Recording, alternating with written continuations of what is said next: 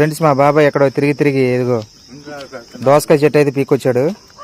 ఇదిగోండి ఫ్రెండ్స్ పచ్చికాయ కోసుకొచ్చేసాడు. అమ్మ కింద పడింది. ఇదిగోండి చూసారా, మనకి అన్ని ప్లాట్లు కదా, ఇంకా పొలాలు అవి ఉంటాయి కదా, అందుకని ఇవి ఎక్కడ పడితే అక్కడ మొలుస్తూ ఉంటాయి. ఇదిగో పచ్చికాయ ఇది, అయినా కోసుకొచ్చేసాడు. అయితే పిల్లలు కోసుకొని పెడతాను. చేదో తీపో చూద్దాం ఒకసారి.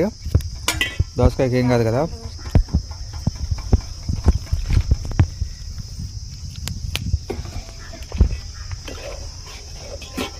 చేదు ఫ్రెండ్స్, బాగా చేదుగా ఉంది.